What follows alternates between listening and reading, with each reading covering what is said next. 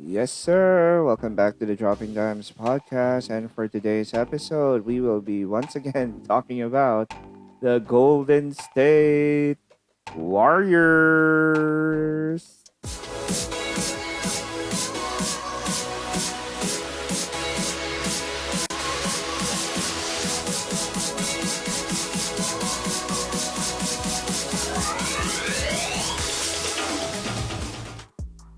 Yes, sir. So, again, before anything else, kindly click on the kindly like the video, comment your thoughts, share the video, and most importantly, subscribe and click on the notification bell so that you can follow all the episodes of the Dropping Dimes podcast. Okay, so again, like, comment, share, subscribe. There you go. And click the notification bell. Okay, so let us start. Again, so for our team preview series, we'll be talking about, again, the Golden State Warriors.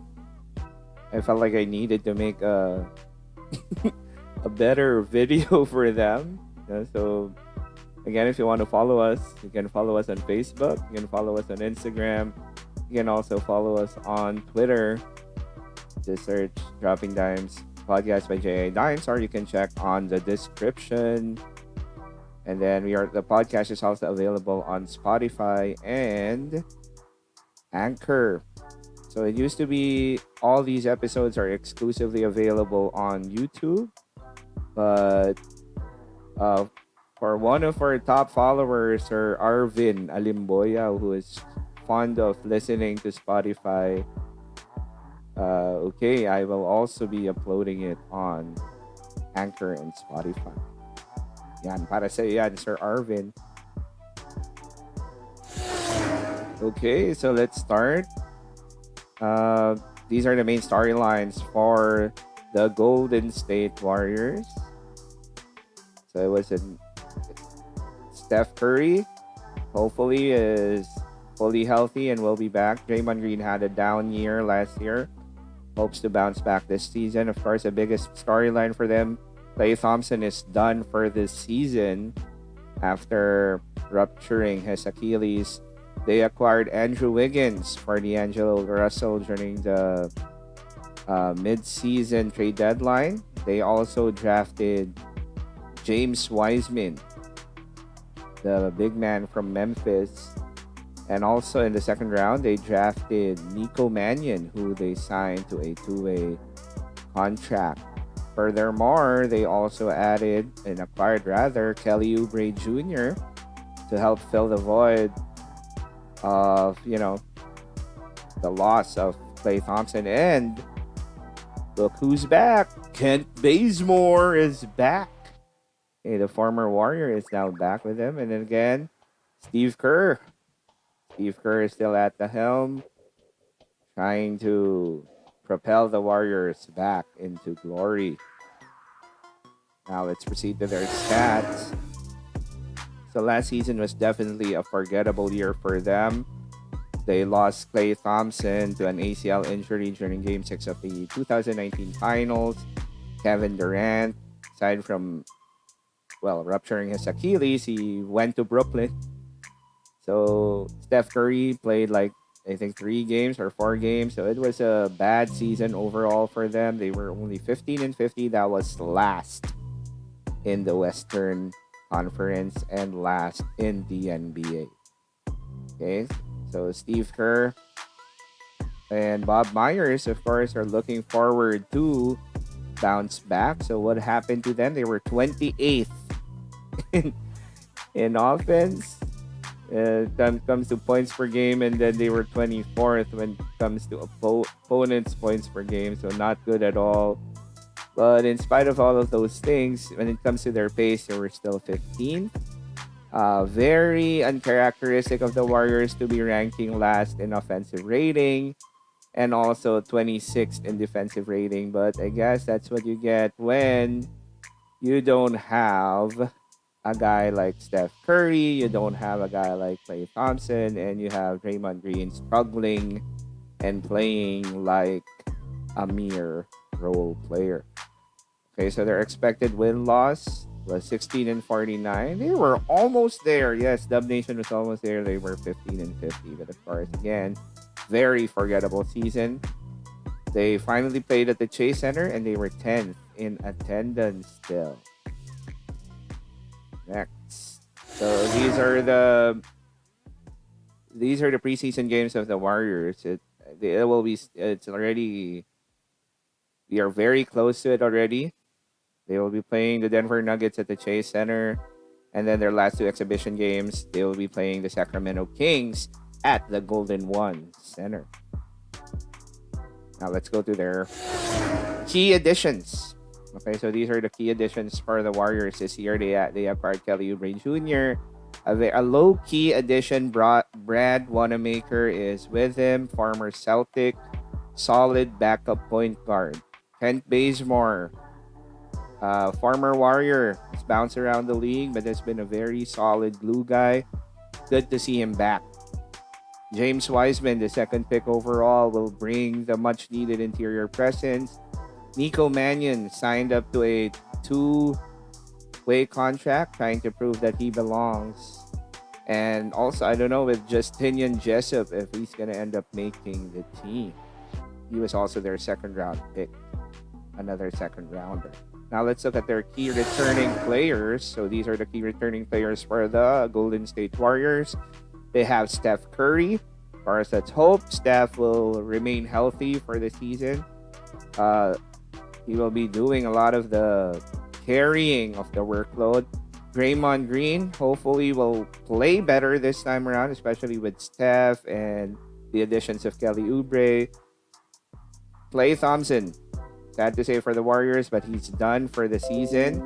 We also have of course, they're hoping Andrew Wiggins would start, living up to the potential as a former number one pick. Marquise Chris had a decent year. Kevon Looney was injury prone, so they're hoping that he will be healthy.